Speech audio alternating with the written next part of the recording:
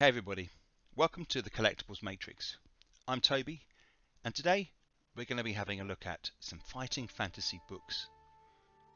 Now, recently I went into a local charity shop, and I was pleasantly surprised to see on the bookshelf a small collection of fighting fantasy books.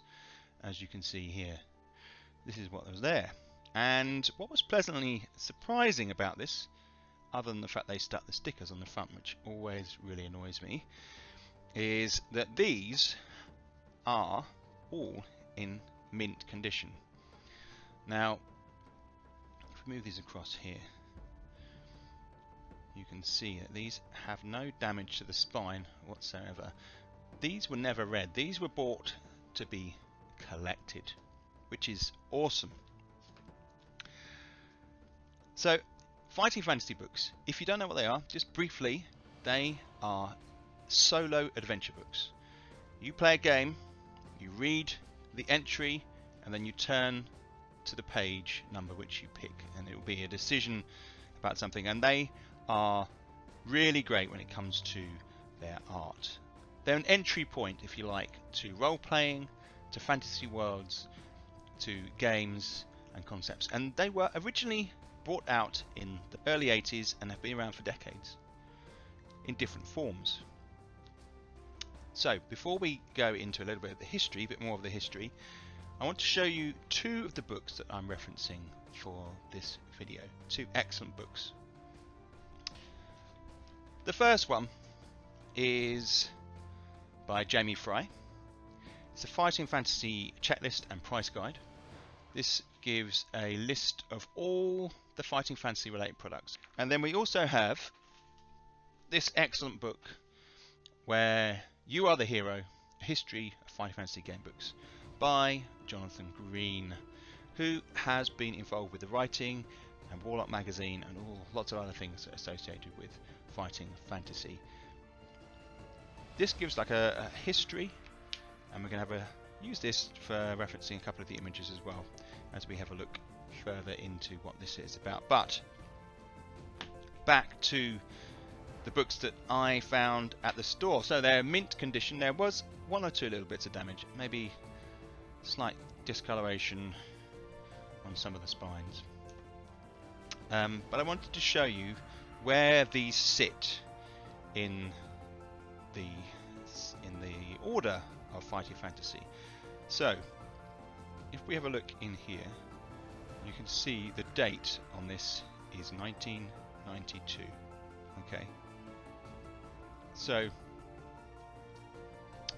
these have a really kind of gloss, beautiful image on the front, like that, really nice cover. So the original books were like this. So this one I didn't buy the thing. This is City of Thieves. You can see here the full cover bleed, but the green spine, which is very famously fighting fantasy. And you see these on the shelves, and it stood out.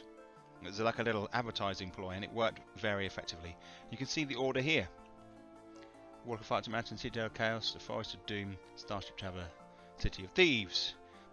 Very nicely done. You notice this is published by Puffin. So Puffin sold millions of fighting fantasy books, and the authors were naturally Steve Jackson and Ian Livingstone. They both wrote some of these books, and then they started to employ other writers to then carry on with that, and they would contribute occasionally with the books, and it got up to 59 books on the main first series. Then, so that was their first cover. They soon introduced the green zigzag across the top of the books, as you can see there. It's still got the green spine, this one's slightly faded. And they carried on with this mode until the end. All of the books had this representation. And I think they played around with the logo a little bit at one point. And then sales dropped. Basically, other game books came in, other options, computer games, and reading perhaps took a bit of a backseat. Although there were many loyal supporters who would carry on buying these books. Now, it kind of went quiet, and then Wizard Books took over. Puffin dropped it, Wizard Books came in, and you have these books here. Now, these are known as Wizard, let me just bring this around here, Wizard Books Series 1. Okay, referring to Jamie Fry's log here, you can see they started to publish books. They managed to publish 29 books, and they decided to take certain books which were popular, such as Death Trap Dungeon, Creature of Havoc, Crypt of the Sorcerer, House of Hell, and they rearranged the numbers of the books. So if we took, say, the Caverns of the Snow Witch and looked at the original, here you can see these beautiful covers. Incidentally, this one, Caverns of the Snow Witch, originally number 9, and then became number 10. Not much of a difference. If you look at something like Death Trap Dungeon, it was 6 originally and became number 3. And so it makes it slightly awkward. Some books obviously never got reprinted in this series because they're 30 short. They kept all the original art, apart from the covers. They kept the text. They kept the rules exactly as they were in this series 1. They changed the logo on the front to the shield. In fact, there's an inconsistency with size of these shields and some of these. If you look at this one here, down here to this, I don't like that inconsistency. They also added in the dice at the bottom, which I think is really cool. So you flip through 2 4s, 2 and a 1. Makes it so you don't need dice, because you need dice to play the original games. That's an important part, and you have like an adventure sheet which you use and update here. You can see, as I was saying before, these have not been played with, and they are beautiful. Very pleased. Now, interestingly, originally with these books, we have got the Sorcery, Steve Jackson's Sorcery, which was published separately from the main game books, like a little box set, separate. Although set in the same world, it involved more of an advanced system, if you like. It was aimed more at adults. And these originally came in a box set. I don't have that box set, unfortunately. I will get it. John Blanche did the illustrations. He's very characteristic. He's now pretty high up in Games Workshop, I believe. And he's got this kind of stippling that he does with his illustrations. They're so beautiful. Really love. Very atmospheric. It must take him a long time to create these textures. You have a look at some of that there. Really beautiful. Originally there was a separate sorcery spell book, and they've included this at the back, as you can see here. Gives you some, each one had a little illustration. John Blanche's brilliant work. Of course, Steve Jackson and Ian Livingstone founded Games Workshop, and a lot of the people that worked for them went on to do great things, like Gary Chalk and Joe Dever. They created their own set of Fighting Fantasy style game books. They kind of pulled away. I don't think it was entirely on good terms. So, with this new series, which looks, I think they look absolutely fabulous. Not as good as the originals, but they still look really cool. We had some new books as well. So this one here, Eye of the Dragon, is brand new for this series. And if we look on the list again, we can see here that there are 3 new books. Eye of the Dragon, number 21. Blood Bones 26, and Howl of the Werewolf 29. Now that last one there has a higher value. based upon the Jamie Fry's calculations. Now these, I think this refers to eBay, but it also refers to their rarity. So How the Werewolf had a smaller print run and was the last book. It's off, funnily enough, with Fighting Fantasy as collectibles. The original books aren't necessarily the most expensive books. So if we have a look here, if we go to the value, so a mint original first edition Warlock of Firetop Mountain, which is the first book with the original wraparound, is valued at about £10. If we then say go to the last books where the print run was much lower, we're looking at something like the Siege of Sardath is approximately £38 on here. Now these will have gone up, and there's a reason for that. That's because at the moment they are publishing more Fighting Fantasy books, and there's a bit of a buzz around Fighting Fantasy. Going across to Jonathan Green's book, I've tagged a page here because I want to show you that Wizards carried on publishing, and I haven't got any of these as yet. They published these Wizard Book Series 2, it's known as, and they took the Fighting Fantasy brand, the image.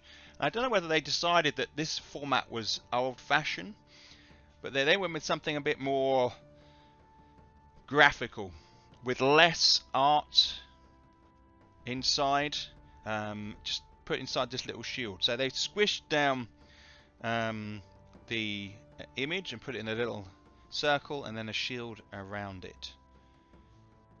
Personally, I'm not a big fan of how these evolved into something that you kind of look across it and you can't really pick out anything really keen, whereas when these are all standing together, it's a very powerful image, lots of characters.